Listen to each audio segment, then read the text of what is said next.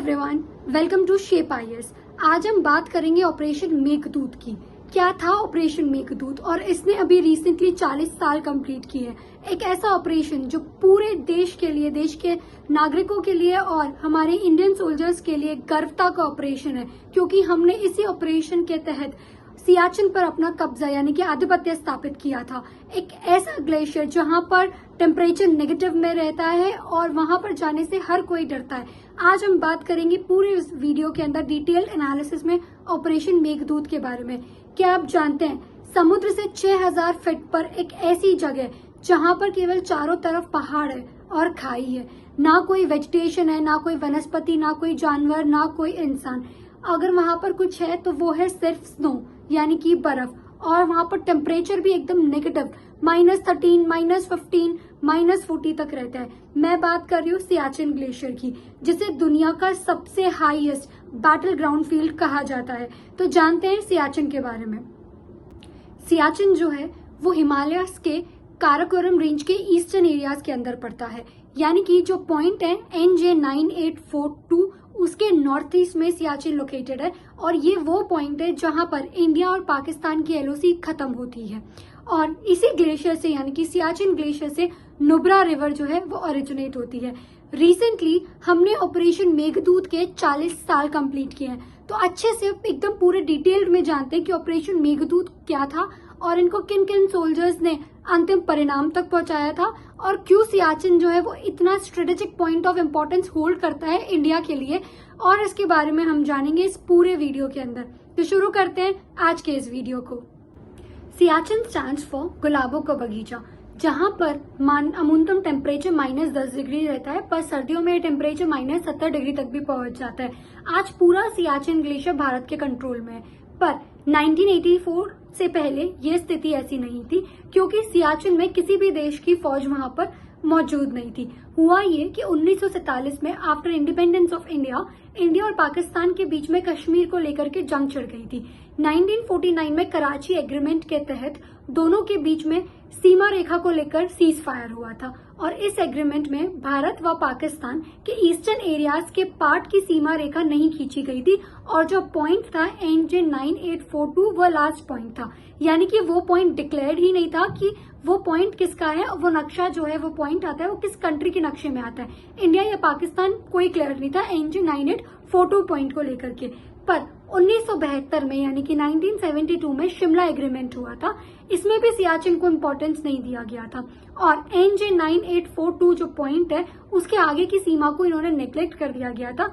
और इस एग्रीमेंट में बोला गया था कि कोई भी इस पार्ट के आगे यानी कि NJ 9842 के आगे अपना कब्जा नहीं करेगा।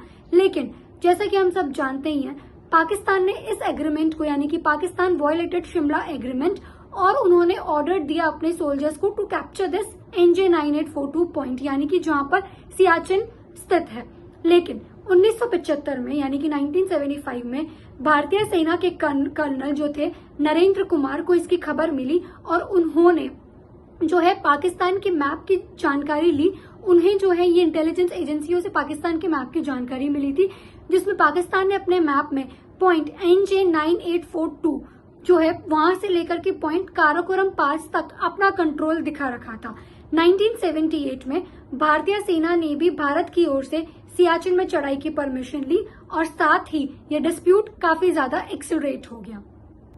इसके साथ ही इंडिया ने पाकिस्तान को रोकने के लिए लद्दाख के नॉर्थ में और ग्लेशियर के अन्य हिस्सों में पैरामिलिट्री फोर्स स्थापित कर रखी थी, और 1982 में अंटार्कटिका के अंदर हुए एक अभियान के तहत ऐसे सोल्जर्स को सेलेक्ट किया गया था जो ऐसी कंडीशंस यानी कि परिस्थितियों में रहने के लिए तैयार थे, क्योंकि अंटार्कटिका के अंदर भी सेम वैसी ही ठंड रहती है जहां पर सियाचिन में थी।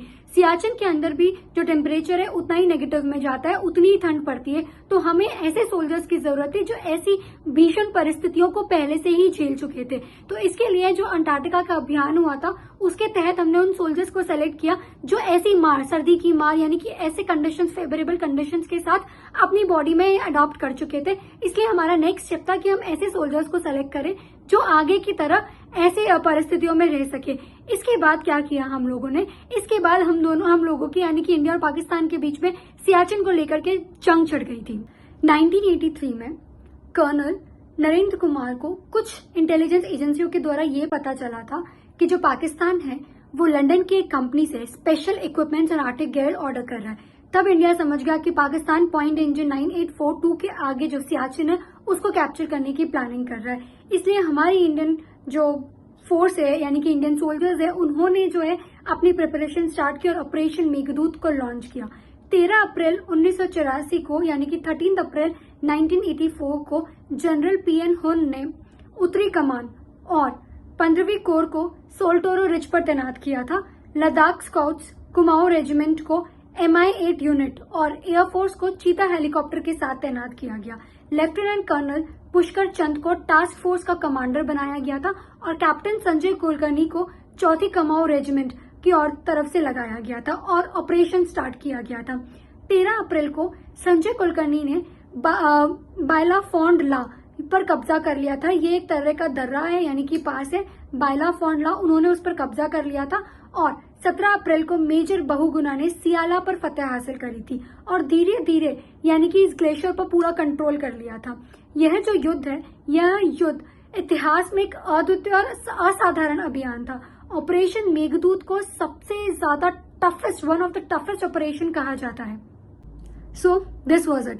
Operation Meghdoot was one of the most successful and the toughest operation in the world. अब मैं सियाचिन की बात करूं तो सियाचिन जो है वो स्ट्रेटेजिक पॉइंट जो है वो होल्ड करता है क्योंकि it lies between India Pakistan and some areas of the China.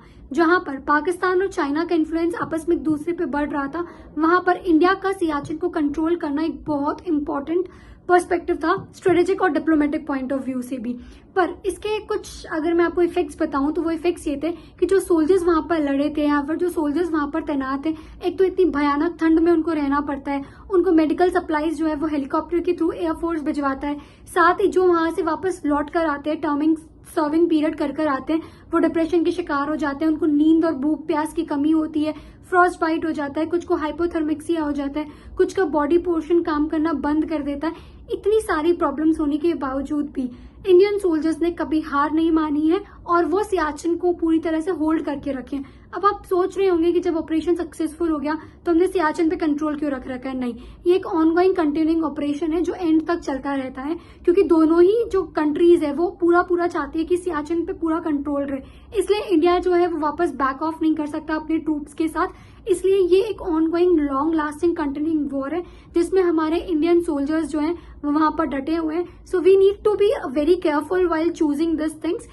सबसे इंपॉर्टेंट बात यह है कि इतने ज्यादा ऑपरेशन सक्सेसफुल करने के बावजूद इंडिया और इंडियन सोल्जर्स को हर लोगों पर गर्व रहता है। So this was about this operation Meghdoot. अगर आपको ये वीडियो पसंद आया तो please do like a hit button और if you have any query please do ping me into the comment section or please do subscribe the channel and share the video.